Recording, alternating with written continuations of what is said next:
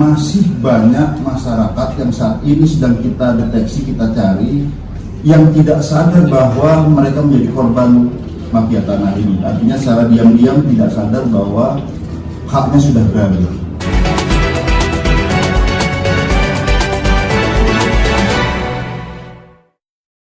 Bagaimana mafia tanah bekerja? Ini 5 modus mafia tanah bekerja yang buat Menteri Atr BPN gerah.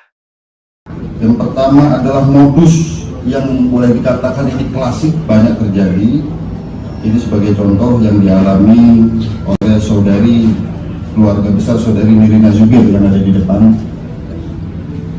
di mana sindikasi ini menciptakan figur seolah-olah ada peran pengganti terhadap keluarga daripada saudari Nirina Zubir.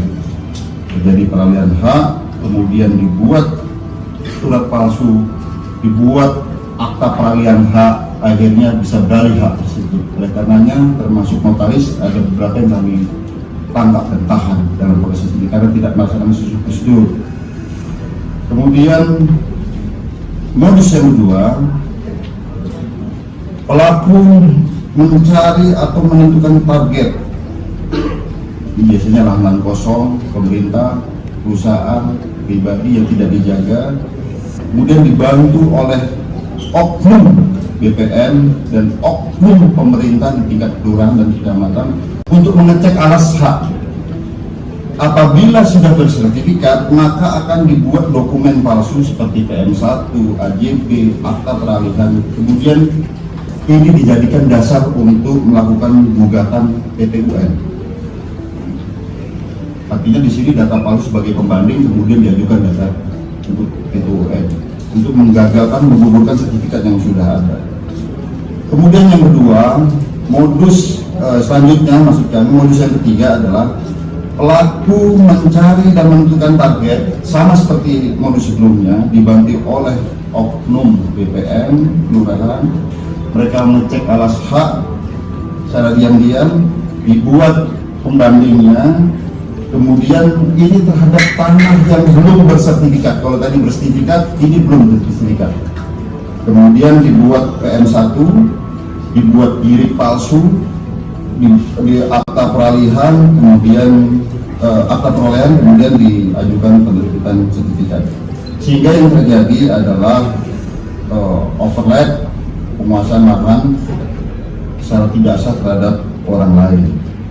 Nah, di sini peranan oknum BPN membuat gambar ukur dan peta bidang yang palsu. Artinya bukan produknya yang palsu, tapi keadaannya yang palsu.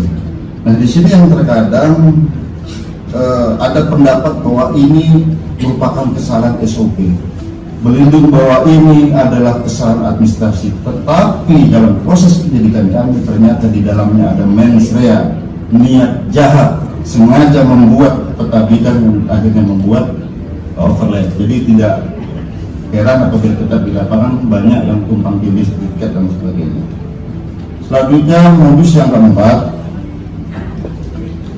ini terhadap kami temukan terhadap program PTSL, sertifikat sudah jadi bagaimana korban atas nama Sugiman Banjir itu tanahnya sebesar 37 meter.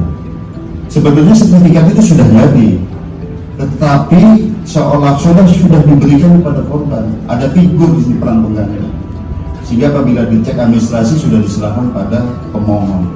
Kemudian sertifikat ini diganti data identitasnya, data yuridis, ya, kemudian data fisik, dan juga masuk kepada akses ilegal untuk masuk kepada KKP.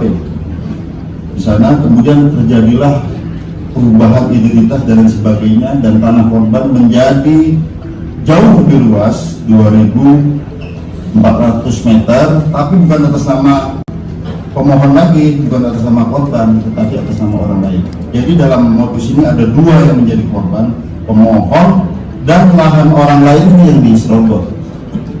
Ini modus. Kemudian modus yang kelima, nah ini yang kami sampaikan, ini modus yang paling canggih. Kami masih proses proses penyelidikan terus, di mana ini yang disebut sebagai akun, super akun.